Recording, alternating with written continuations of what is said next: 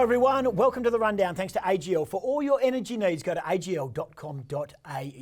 A major selection change on The Rundown. Andrew Embley, Norm Smith medalist and premiership player, is not with us. Late withdrawal, or was he omitted? But one man is, of course, Ryan Daniels from 7 News. And no Norm Smith medals, no premiership medal. No. But a little birdie told me, how about 4 goals for John Wollaston High School, and it set your career in a different path? You have done your research. I'll take you back. It was a cold winter's morning. For some reason, we were playing in the morning. I've named it full forward, a controversial decision in the first place. Terrified I was. Somehow kicked 4 goals in a half. When I think back, there were a lot of Joe the Goose situations. But at the time, I thought I was the next Peter Sumich. Didn't touch the ball for the next 3 games. But they kept lining me up at full forward because they thought I had something and they were wrong. So here I am sitting on this desk talking about football instead of playing it. Yeah, well, while we're at it, 1989 premiership player with Wembley D grade. Kicked the winning goal just before half-time, but had a big night at the Hippie Club the night before, and they sort of kicked in around half-time and didn't go near it in the second half. But anyway, great memories of playing for the mighty Magpies, Wembley. Speaking of mighty, the Eagles got the job done. Now, leading into it, I don't know if you were of the same feeling as I was. I know Adam Simpson was. It was a game of concern because Carlton had been one of the form teams and it wasn't going to be an easy kill. No, and it wasn't. We saw a couple of guys for them bob up, Gibbons, Newman. There's always one, isn't there? There's always one. When West Coast are playing a team, it's always some player that you think, But when Newman was on the end of it and then Gibbons, I'm thinking, really? Yeah, well, Nick Newman kicked 3, I think in a half, and that was his career high. It was a different Carlton, and we talked about this last week. They're full of run, they're full of confidence. It's strange when you see sometimes that coaching change. The players just look like they're having fun again, and they just go back to playing footy. And that's exactly what Carlton are doing. So at some point you knew, and West Coast weren't playing bad. It just at some point you knew they would overpower what Carlton had. They were just a better team. And it was almost, not to talk us up, but that's exactly what we said would happen. Yeah. We said that Carlton would be around for a while, and at some point West Coast would just overpower. And I think we called it Elliot Yeo to Patrick Cripps. Yeah, no doubt. And he did a remarkable job as well. Liam Ryan, interesting. He didn't fly with the team, got to the game, not quite the perfect preparation, but just showed his maturity to be able to deal with that, play so well, kick 4 goals. Outstanding. I wrote down, I know it's a cliche, but coming of age, that's the game where we saw Liam Ryan. And funny enough, I was talking to Ashley Sampi, Eagles great and high flyer yesterday, and I wanted to talk to him about the mark over Max Gawn, but he kept talking about Liam Ryan's mark on the weekend. He said, that's far better. The first one looks better, but the one that he did on the weekend, the courageous Jonathan Brown, Nick Revolt style, running into the back of the pack, no idea where you're going to land or who's going to hit you, that was such a big moment in Liam Ryan's career because that is not just a highlight. That is a match-winning, match-swinging moment. It was. And the thing is with that, let's go back to the grand final, which I did on Monday when we were talking about the grand final, when he didn't go as hard as he probably should have. Yeah. And Lewis Jetta put his arm around him that time. Remember that? And I think you put that piece of vision alongside that piece of vision of that mark, and that shows his progression as a man, as a courageous AFL footballer. He's outstanding. Okay, which mark? I'm going to put you on the map because they're both very different for very different reasons. But if you said to him, which is the one you want to put on the front cover of the Liam Ryan story, which would it be? I think if you asked him that, I think he'd take the one from the weekend against Carlton. But is that because it's the right thing to say? Yes. But I think the better mark, and we can't go... The mark that he took over Max Gawn, and I'm sure you're seeing it now when you're watching this vision. I'm sure the guys are running it over and over again. But, and the distance gets further every time. But whether he ran 50, 60, 70 metres to get there, the effort that it took to be the first link in that chain and then to sprint right around. And Max Gawn is a giant man, and he ends up on the ground because of the power, the velocity that Liam Ryan jumps with. To me, that's the mark of the year, and it's not even close. It's one of the best marks we've ever seen. Like, if you take into account all of it that it was. What do you think? Depends who judges it. Yeah. I think that's always interesting. As a football spectacle, it is the mark on the weekend. Yes. Because... that's a better football mark. Correct. And it's gone into the annals of history, Revolt and Brown. Now, I'm not saying it was as good as them. No. Because it wasn't that real combative contact when he went through, but he sort of scythed his way through.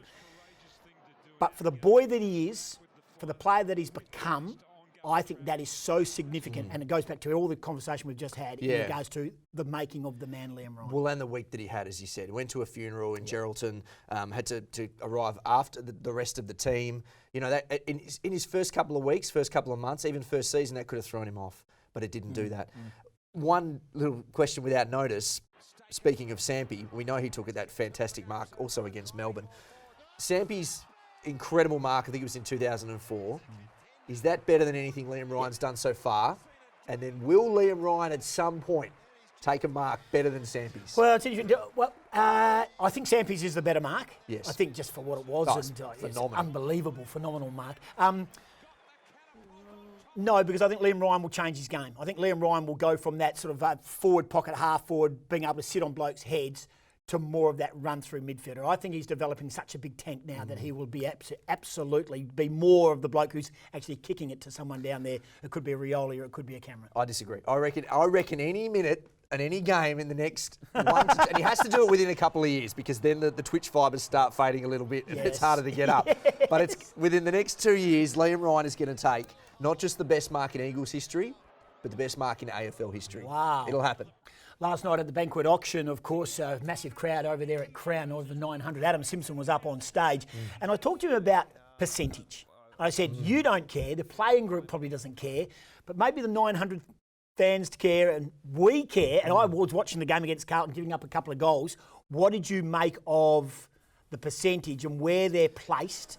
And do you ride every kick and every kick that maybe Brisbane are scoring goals with as well, like most people do, apart from Adam Simpson? Well, yeah, I mean, I was refreshing the ladder on the weekend because I was at work and we were trying to get the graphic ready to put it up in the news. And every goal that Brisbane were kicking was changing the ladder, and that's how close it's going to be.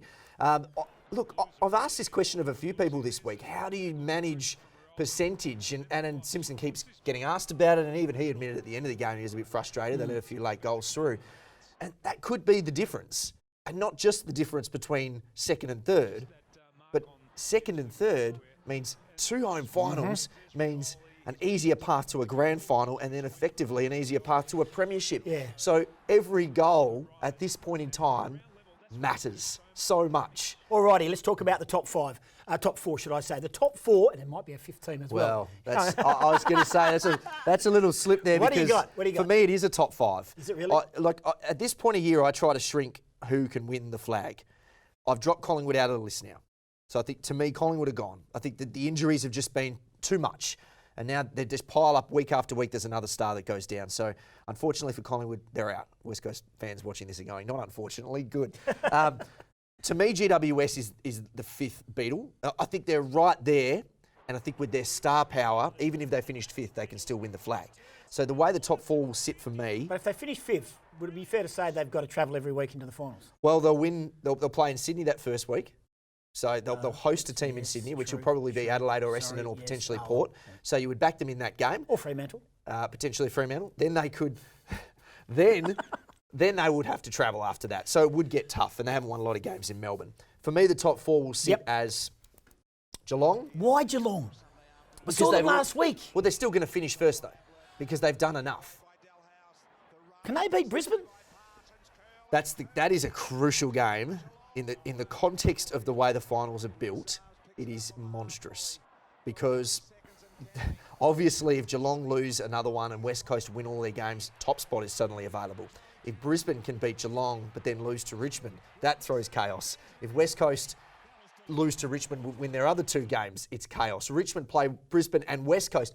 It's almost like we've got a mini final series before we've got a final series. You couldn't have asked for better for the fixtures. Exactly, but the way I think it's going to play out is Geelong at the top. Yep. West Coast 2nd, Brisbane 3rd, and Richmond 4th. Yeah, okay. So I know there's not a lot of change in there. It's not too sexy. I suppose the element to me that's interesting is the fact that I think GWS can still win it from 5th. I reckon you have got those completely in a different order. Am I right? Yeah, and I changed, and I went on to the ladder predictor about 2 weeks ago. Yeah. And I didn't realise that once you've done the ladder predictor, it stays like that. It does. It You have stays to like reset that, and you it. go back on again. Yeah. Anyway, so I lost interest in having to do it. I've got Geelong on top. Yeah. And I don't know why. Because I don't think they're very good. They're hanging by a thread. Yeah, Parfitt and Narkle helps them because they've got some midfield speed back in them. Yep. West Coast, I've got 2nd, and I don't think they'll finish any worse than 2nd. So No. second or top. Yeah. Richmond over the top of Brisbane. But I'm banking on Brisbane not being as good as everyone thinks they are, but I know I'm going to be wrong because they just keep on winning. So you've got Brisbane effectively losing to Geelong and Richmond. Correct. Yeah, which is it's very possible. Yep. We're going to see what Brisbane's made of in the next couple of weeks. And, look, I think, as you said, they might surprise us. All right. Margin and the headline we'll see when West Coast take on Adelaide on Sunday. Eagles firm as flag favourites, and I think they win big. I think this is the game where the switch gets flicked. I think you could see West Coast winning by 40 plus, maybe more. That's why you kicked 4 for John Wallace in high school all those moons ago, because you're an expert. And you were so good today, thanks to AGL, that maybe if you could squeeze in amongst the 14 podcasts that you do, that maybe you and I can potty it up at some stage and have this type of chat. Western Front, maybe Lockie's in trouble.